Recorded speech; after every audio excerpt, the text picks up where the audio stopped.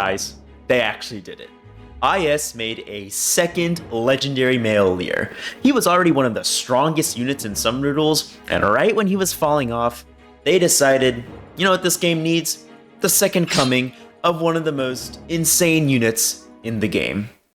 Now, you might be thinking, really, this unit doesn't seem all that crazy. And I wouldn't blame you for thinking that. But units in Fire Emblem Heroes are so much more than they appear to be on a surface level.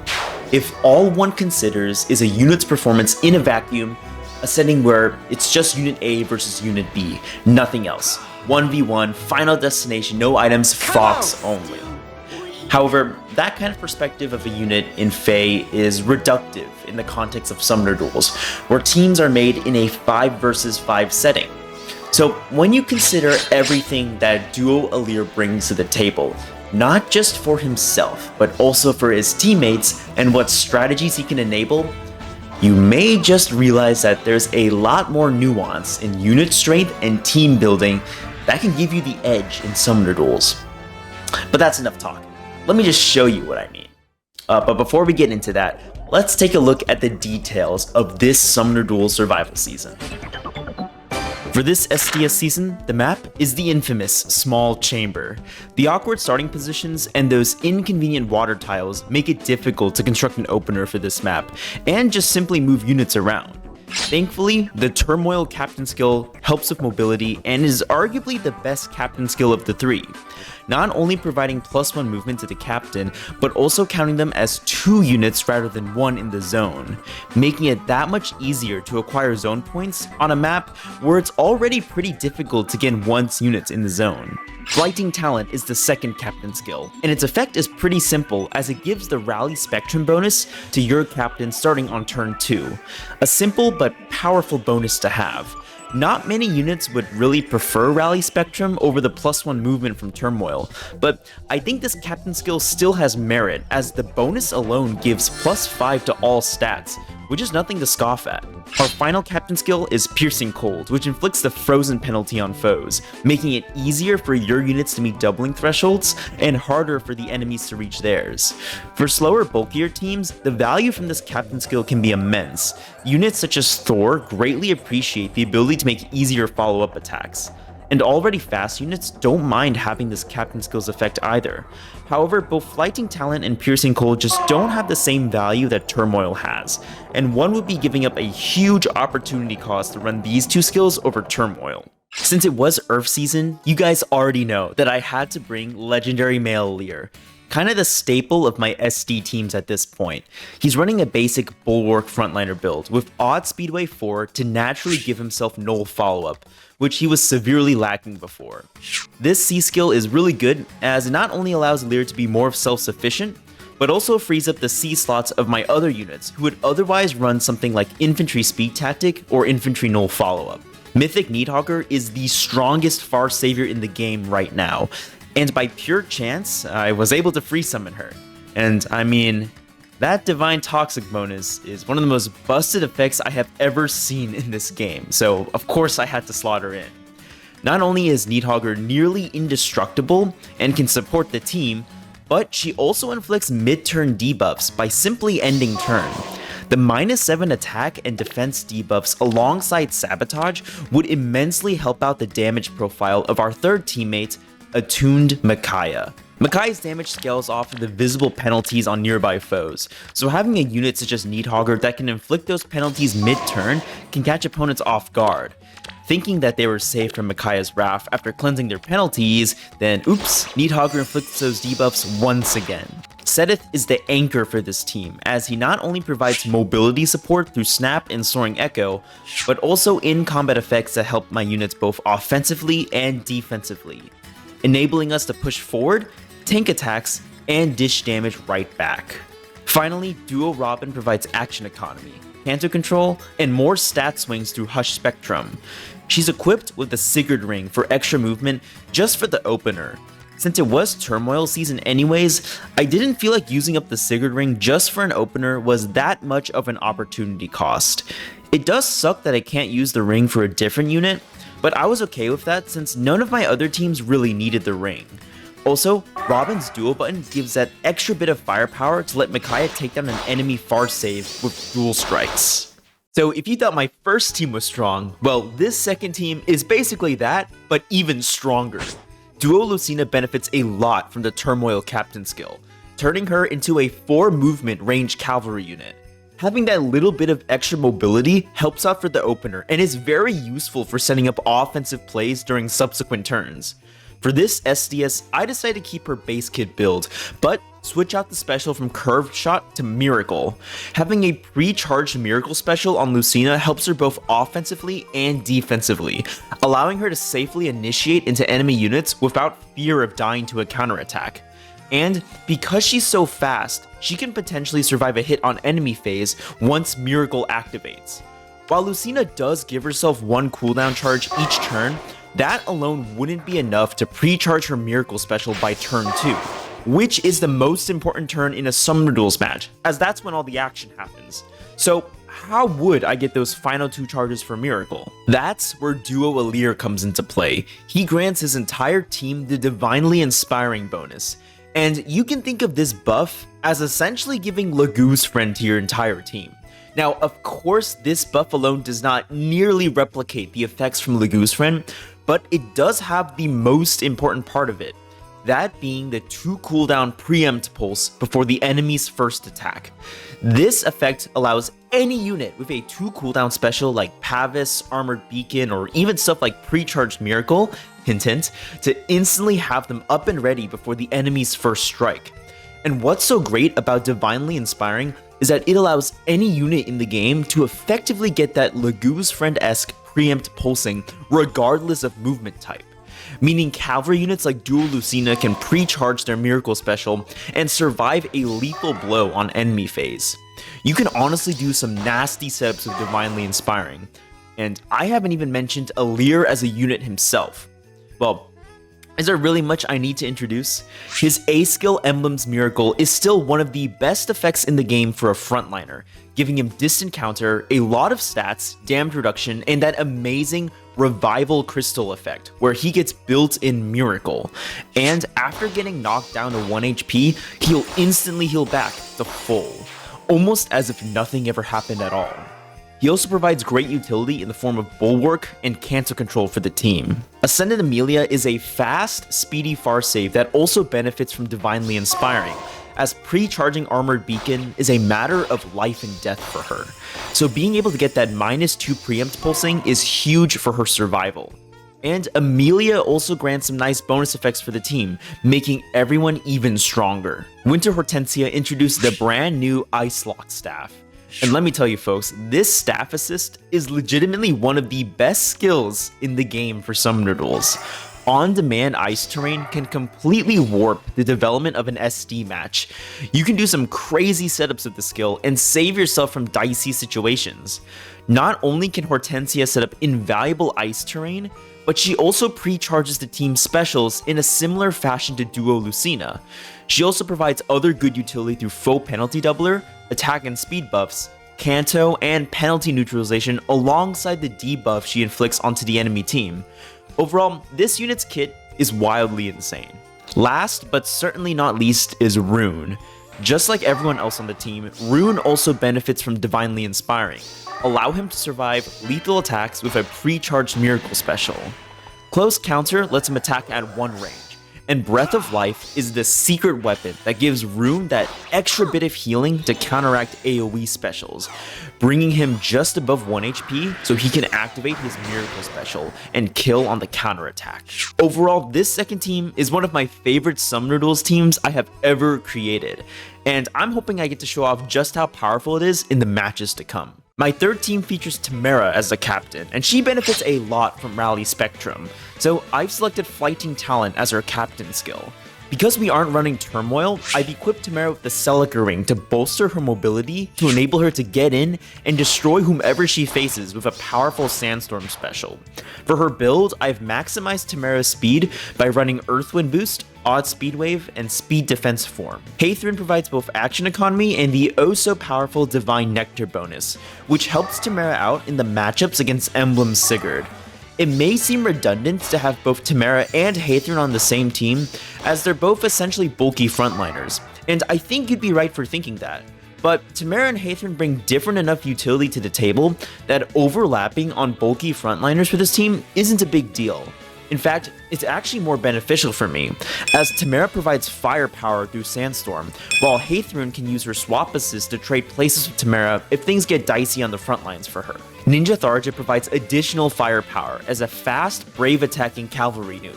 What I really like about Tharja though is the Anathema bonus she provides to the entire team.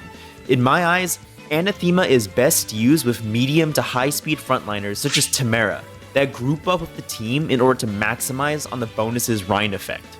As long as my positioning is solid, Tamara can enter combat with a plus 20 speed advantage over her opponent. The extra defense and resistance debuffs from Anathema also help her deal more damage and can reduce the effectiveness of enemy weapons that rely on stacking as much defense and resistance as possible. Overall, Anathema is a very powerful effect when used properly. Lilith is ally supported with Tamara to give her additional damage reduction through the dodge status effect. Since dodge also applies to AoE specials, Tamara's matchup is even better against Emblem Sigurd, and by proxy, all other AoE nukes. Her fantastic mobility and Soaring Echo skill let the team maintain a consistent, wide threat range on the map. Finally, Rearmed Hortensia mimics her Winter counterpart with basically the same exact skills. Like before, Ice Lock is incredible for controlling space on the map and is a light form of action economy every other turn. Glittering Anima also provides Kanto and stat swings for the team, which is very convenient for Tamara, especially that Kanto bonus, as it lets her retreat after warping in with the Celica ring. My last team features Thor, who received an amazing refine and remix for Summoner Duels. Her weapon lets her effectively deal with public enemy number 1, Needhogger, with pretty good consistency. The secret to making that work is having Thor run Pavis as her special to maximize the amount of damage reduction she receives, which in turn translates to an insane amount of true damage due to her weapon's damage reflection effect. Not only can Thor soak hits, but all that damage she takes gets reflected right back to her enemies. I've opted for a pre-charged Pathis build with the Emblem Marth Ring and Quicken Pulse Seal. While Thor doesn't need any form of special pre-charge to initiate onto Needhogger, having Pavis up and ready helps Thor be a more effective frontliner on enemy phase, as she'll have Pavis up and ready before the enemy strikes. Legendary Azura helps with action economy as a dancer by refreshing her allies and granting any flyer friends with +1 movement. Soaring Guidance helps Thor warp around in case she needs that extra push in mobility. I will say, looking back at my Azura's build, Firestorm Dance 3 is perhaps not the best to be skill to run on her, as the desperation bonus provided from the skill whenever Azura dances is pretty anti-synergistic with Thor's damage reflection gimmick. But luckily, that never came up. If you're curious as to why Small Chamber is so infamous, a lot of that blame can be pinned on Sather. This is one of her strongest maps because there are 2 starting positions that Sather can lock down an enemy on. While Firm Canto-Curb eliminates her gimmick completely, that skill is not as common as one might think in Summoner Duels, mainly because it's a fairly elusive skill. And even if Sather can't pull off her end turn gimmick, she's still a very capable unit with brave attacks and solid damage output. The Time's Grip status effect and her duo button are super slept on. These can be game-winning effects that many players would fail to capitalize on because, well, let's be honest, there are just so many things to keep track of with Sather's kit that popping her duo button to get that insane team-wide warping may not be so obvious or readily on people's minds during a match. But if one can pull it off, amazing chain attacks can happen. Attuned Hector is another Far Savior that I was luckily able to get for free from summoning tickets, and he is super self-sufficient. Hector really doesn't need much support to tank 95% of the cast in this game. A lot of that bulk can be attributed to the stone terrain that he can set up on his own, as well as his A skill's ability to pre-charged armor beacon in a similar fashion to Divinely Inspiring. he also provides Bulwark, which is my favorite status effect in the game, as it can seriously hamper your opponent's mobility. Granting Thor the Bulwark effect makes her just an even more effective frontliner for the team. Finally, Emblem Sigurd is here to provide the team extra firepower and attack coverage to fight enemies that Thor and Sather may not be able to handle. Override just deals so much damage that even after Sigurd dies, the rest of the team should be more than capable of following up on Sigurd's attack to finish off the rest of the opponent's team. And there you have it. Those are my 4 SDS teams for this season. And something that you might have picked up on from my team building explanation is that I am a huge fan of running frontliners in Summoner Duels. I love the slow and methodical playstyle of running a team centered around a bulky frontliner. So whenever I can, I always try to find the opportunity to slot at least one of those type of heroes on the team to enable the rest of the squad to do their thing. Finally, let's get into the matches that I had for this season. Since these are only replays, I'll be doing voiceovers for what's going on in each match, but if you want to see how I play Summoner Duels in real time and hear my thought process as I make my moves, I started streaming my SDS and SDR runs on my YouTube channel, where you can find the live streams of my previous runs. And of course, I'll also be streaming all future SDS and SDR runs right here as well. So if you're a fan of that content alongside the more edited videos, feel free to check those out. For match number 1, my opponent makes the grave mistake of letting my duo Alear team through, and this match will be one of many with this team. We start off by having Lucina activate Future Focus to spread bonus effects and special cooldown to everyone except Hortensia. Then Amelia repositions Alear to the front lines, followed up by Hortensia using Ice Lock to set up Divine Vein ice terrain in front of our team. The ice will help prevent Celica Ring Felix from warping in and sniping a unit. My opponent sets up their own ice terrain with Duo Fjorm, but we can use Rune's action to break the closest piece, which is simultaneously the most important block of ice, as now their Farscape is vulnerable to getting attacked again. Starting off turn 2, Hortensia can once again reapply our ice terrain for staff assist. And a cool little detail about the Ice Lock staff is that it's actually the same exact design as the Obstruct staff from Engage, which serves a similar purpose as Ice Lock. Pretty neat, right? Anyways, the enemy Felix tries to pull a fast one on me by moving in from the southern area of the map, but promptly retreats as Hortensia can utilize her insane aerial maneuvers mobility to escape to the back line. And since we're up ahead by 2 zone points, I don't have to commit to anything, and can stall out actions until my opponent gets pressured to move in, even though they don't really want to. And because of that, the enemy Keaton gets punished for that.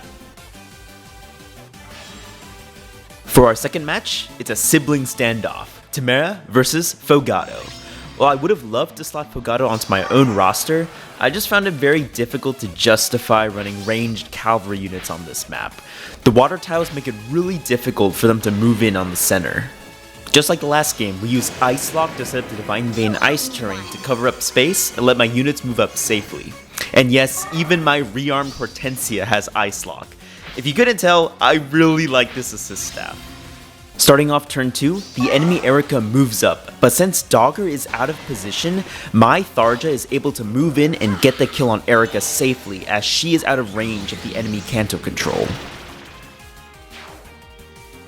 My opponent realizes their mistake and moves Dogger with the rest of her team. A little bit too late now though, as now Hortensia can set up the ice terrain and push my enemies out of the zone. Since the ice terrain completely blocks off the enemy team from attacking Hortensia, I can take this opportunity to let Tamara warp in with the Celica Ring and take out Reagan. Even though I don't have a Farscape on my team, the combination of Tamara's Bulwark and Hortensia's Ice Lock gives me enough protection to take more aggressive stances. Fogado can't defeat his sister and retreats, which lets Lilith warp in and get a free pick on Dogger. Now, I kind of make a mistake here as I have Lilith attack Dogger from the north, when really I should have attacked from the east in order to let her retreat and let Haythrun swap her out of Fogado's threat range for the next turn. But it's just a small positioning error that really doesn't matter at this point.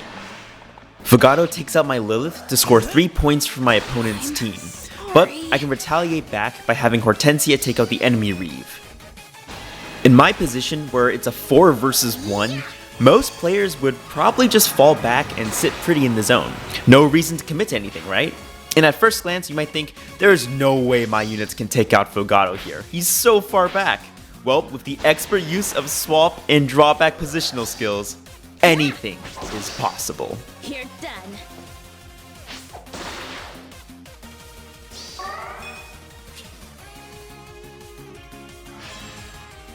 For my third match, it's an Alear versus Alear standoff. And honestly, their team isn't all that bad. They have a lot of units that sort of mirror my composition. Seteth, of course, is an amazing support unit through and through, providing stats, Omni-Dole, true damage, and flat damage reduction from his weapon alone. And also, let's not forget mobility support due to his virtue of being a Wyvern Rider. Attuned Hector is providing more bulk for Alear with his Divine Bane stone terrain. And Rune is giving extra stats through the empathy bonus, just like with my team. So, for both me and my opponent, the biggest hurdle will be breaking through each other's Alears. Who will come out on top? To my shock, my Alear didn't even need the Future Witness bonus from Lucina, nor the exposure debuffs from her Detect B skill to get this kill. Thanks to the foe penalty doubler bonus from Hortensia's weapon, my Alear is able to outspeed theirs even though they're in a much more favorable position. Also, this combat is so silly. It really goes to show how important outspeeding Alear is in order to win this matchup. We take some damage here, but Alear can strike back with her own special. And since Alear's weapon and spiked wall only grant damage reduction against the foe's first attacks, Alear's third and fourth hits deal massive damage. Alear cantos back to his allies to meet his conditions for Emblem's Miracle, and since no one on the enemy team can take out my units, my opponent surrenders. Match number 4, and we're up against Larother. I really don't like this unit.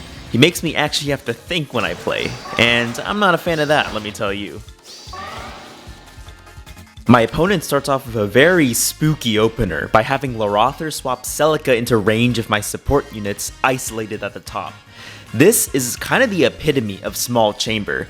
If you do not have an answer to this kind of aggression on not just turn 1, but action 1, then it's curtains for one of your units. Thankfully, I do have an answer in the form of Ice Lock, baby, one of the most busted assist skills in the game. I'm such a proponent of Ice Lock that I legitimately think staff units are viable for any team in Summoner Duels. But not to get ahead of myself, Bernadetta repositions Celica down as response to my ice, and Hortensia is left completely exposed, and Celica warps in for the kill. Thankfully, Celica does not have the Sigurd Ring equipped or have any form of Canto, so I can revenge kill. Specifically, I decide to revenge kill Celica with Tamara, as she is the captain. By having the captain kill an enemy unit, I get an extra point, which puts me in the lead. I position my units for turn 2 so that Tharja is 3 spaces away from Tamara, so that she avoids becoming the decoy from Larother. This is still important, as even though Celica is gone, Bernadetta can still snipe one of my units if I'm not careful. One major weakness of the enemy team is their lack of action economy, which lets me stall out turns with Divine Nectar and have Tharja swap into position to take down Echthernir for the final action. Sonya inflicts Canto Control on Tharja, and I completely forgot how Larother works here, as next turn, I actually get caught off guard by Tharja becoming the far save for my team, as Bernadetta kills her. Whoops, not like there was much I could do anyway, since Bernadetta could reach Tharja no matter what, but that moment was definitely unforgettable for me. Since I'm ahead by 3 points, really, I'm just waiting for my opponent to come to me, as they have no other choice. And now that they have, Tamara can refresh her action using her drawback assist thanks to Divine Nectar, and now she can take out Larother and release us from this hellish game. Man, this unit actually made me have to think. Ugh, I don't like that. Get this unit away from me, please.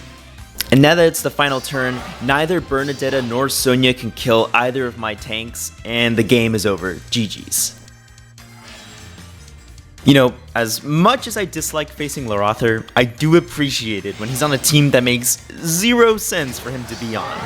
Combining Larother with Bridal Embla makes about as much sense as the rest of my opponent's team. None at all. But hey, I respect the double nerd dudes. I go ahead and send the Ice here with Hortensia, and because of Lorathor, Alear and Rune become assigned decoys for the first turn. But unlike my previous opponent's team, there aren't any ranged threats on the enemy team to capitalize on Rune becoming the far save. Also, it's actually beneficial for me that Alear is the near save of the team. With all the supportive effects and debuffs being tossed around, Alear can simply walk up and take down Arthuz without any issues, even without using Future Focus. By attacking and using up his action, Alear also cleanses the Null Miracle debuff from Pressfelger as well. On to match number 6, and we're bringing back the Tamara team. On the opponent's side is just a random collection of strong units that don't really work well together. But let's see how this plays out. Emblem Sigurd and Emblem Ike equipped with the Celica Ring aren't exactly pushovers, but I think my team has the bulk to withstand them. Both me and my opponent inch our units towards the zone, but my team does a better job thanks to having more assist variety and action economy. Thanks to Lilith's Soaring Echo skill, Haythrun is able to warp onto the front lines. While that does mean only Tamara and Lilith get the Divine Nectar bonus, that works out in my favor as we don't have to waste the action eco effect of Haythrun's C skill with Hortensia's Ice Lock, as Divine Nectar and Ice Lock's self-refresh effects do overlap since Ice Lock is treated as a rally assist. The enemy Ike does a ballsy play and warps in, attacking into Haythrun and dealing a whopping Great Ether! 0 damage. But Great Ether does let him deal some chip damage to the rest of my units, so I can't say it was completely a waste. Leon breaks the Northern Ice tile, which allows Sigurd to come in and attack Haythrun as well. Honestly, when this happened during my run, my heart actually skipped a beat. I was totally not expecting them to do this, and I really thought Haythrun was gonna die here to Sigurd. That was really worrying for me, as I had already ended all of my units' actions, letting Sigurd roam free on the map. And since Sigurd attacked 2 units at once with his Override special, he's able to act again. I was fairly confident he wouldn't be able to take down Haythrun after that last combat, but Lilith on the other hand is completely exposed. And I was sure that Lilith was gonna die here, if not Haythrun. But miraculously, Sigurd retreats. I don't know if that's because they wanted to preserve Sigurd for the next turn, or even crazier, Sigurd probably couldn't take down Lilith. She has both dodge and Divine Nectar bonuses on her side, so it's not out of the question. Either way, Sigurd retreating gives me an opening to take down Leon with Tamara, and with dodge and Divine Nectar bonuses, no one on the enemy team is going to be able to take this princess down. By having Tamara cancel to the east, she enabled her support partner Lilith to warp in and take down Emblem Ike with ease. And at this point, I was sure Sigurd was going to be able to kill one of my units. He goes in to attack Tamara, but all that flat damage reduction is too much for Sigurd to deal with, and Tamara can fire off a devastating Sandstorm special. With both Ike and Sigurd down, the enemy team has lost their major heavy hitters. Winter Shez might be able to do something as my team doesn't have a far save to soak her attacks, but the combination of Bulwark and Ice terrain is too much for Shez to handle. Add on the fact the water tiles make it extremely difficult for her to move around, and Shez just cannot find an opening to attack. On the flip side, Shez might as well be a generic cavalry unit as Lilith finishes her off. This unit is kind of insane for being so old. That Refined goes crazy. And finally, my opponent basically resigns by leading Hector into his death by attacking Tamara. And with the final unit down, this match was a clean sweep, no units lost, and no points acquired by the enemy team. Let's go. Once again, a poor fellow completely underestimated my Winter Alear team and let it through. And honestly, I'm really happy Alear is slightly under the radar. His legendary form never really seemed to draw many bans in SDS, and that sentiment has seemed to carry on with his duo version. I mean, it is incredible that I have been able to use Winter Alear 4 times so far. With how strong he is as a unit and support with Divinely Inspiring, one can easily get away with a weaker looking team featuring Winter Alear that won't attract many bans by virtue of being, well, let's say, not so toxic and unfun as other units. Thanks to the Turmoil Captain skill giving Lucina +1 extra movement, she was able to take down Sather for free. Brave Alphonse goes in for the revenge kill, but the Divinely Inspiring bonus from Alear allows Lucina to pre-charge her Miracle special before Alphonse's first attack, letting her survive. Although Alphonse is able to steal all of my team's bonuses due to Nurgle's Essence Drain, the enemy team doesn't really have a way to follow up on his attack as they can't reach my units. So I fall back, regroup, and bolster my units for subsequent turns, and Hortensia can use Ice Lock to not only set up ice terrain, but also refresh her action. And thanks to her weapon's built-in aerial maneuvers mobility, Hortensia can warp across the water tile and take down Nurgle. Also, wasn't that staff animation just the cutest? It's really fitting for Hortensia. Alright, you guys know the drill by now. The opponent doesn't ban Alear, they're probably gonna lose. But that's just because every unit on this team is doing something, and this match is gonna be a great showcase of that. We start off with our normal opener, and my opponent makes an aggressive play of repositioning Sigurd over the trenches to immediately threaten space on the southern area of the map. We can protect our units with Hortensia's Ice Lock staff for this turn. The ice will block off Sigurd's approach. But my opponent decides to end their turn early, allowing us to get 2 zone points at the cost of my opponent getting the first move. It's actually pretty smart of them, as now Sigurd can attack my team without worrying about the ice. Sigurd goes in and reduces everyone to literally 1 HP, but the real kicker is that Hortensia would have been able to survive this if she had just one more special pre-charge. Because of Divinely Inspiring, Hortensia's Miracle Special goes down to 1 cooldown, but had I run something like the Quicken Pulse Sacred Seal, Sigurd would have actually not been able to kill. But oh well, we can revenge kill Sigurd with Amelia, and Hortensia's death won't be in vain, as her bonuses and debuffs are still lingering for the rest of this turn. We just need to capitalize on them. Bernadetta repositions Eirika in, but little does she know that they just brought Eirika into her death. This, my friends, is where the Miracle Rune shines. The Divinely Inspiring bonus from Alear allowed Rune to pre-charge his Miracle Special before Eirika's attack, allowing him to survive on 1 HP. And because of Rune's massive damage, he's able to one-shot Eirika. This, my friends, is the kind of unit synergy and team building that I'm talking about when it comes to summoner duels. Lucina brings Rune back into position with the rest of the team, and even though all of our units are on extremely low health, none of the enemy units have enough firepower to even dent Amelia or Alear. I accidentally used Alear's duo button here because in my head, I thought that the button healed my allies for some reason. But no matter, my units don't even need HP to survive, we're just that strong. I go ahead and reactivate Future Focus with Lucina, and Chloe repositions Bernadetta across the water, but she doesn't have enough damage to shoot down Amelia, so we can initiate onto her and take her down with no trouble at all. Hush Spectrum disables Amelia's Armored Beacon special, but she can just straight up one-shot Bernadetta, winning us our 8th match. Alright, for our final match, we ended off with a bang. The Winter Alear team strikes again. My opponent begins with a very interesting move by immediately moving Sigurd up and then swapping him right back with Lucina. I don't really know what my opponent is trying to do, so I just set up my own units and push Alear to the front lines as Sigurd won't be able to take him down. Azura refreshes Sigurd's action, but it's a little bit too late now as Hortensia can wall off Sigurd with the Divine Vein ice terrain, giving us the opportunity to swap Alear even deeper into the zone with Lucina to threaten more space. But Naw's near save skill protects Lucina here, and I decide to end my turn with an interesting play. I end my turn by swapping Rune to the front lines. This might look insane as there's no shot Rune survives Sigurd, right? But that's where the Divinely Inspiring bonus from Winter Alear comes into play, pre-charging Rune's Miracle Special just like the last match against Eirika. And what do you know? Sigurd can't kill Rune. They decide to swap Sigurd away with Lucina, but there's no tile safe from Miracle Rune, the Sigurd Slayer.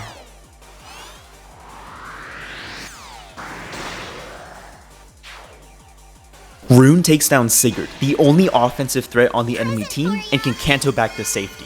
I follow up by setting up the ice terrain with Hortensia, and also giving the entire team the faux penalty doubler status to strengthen everyone on the team, making it that much harder to take down my units. Amelia has no trouble tanking Duo Lucina and Legendary Shez, so I decide to play more aggressively by pushing Amelia up to enable my other units to also move forward.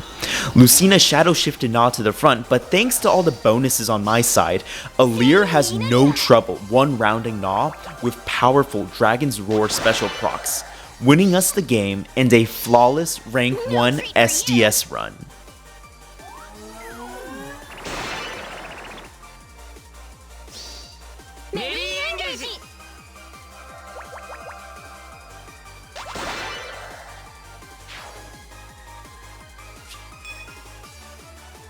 And there you have it, another flawless rank 1 SDS run with the quadruple frontliner comp.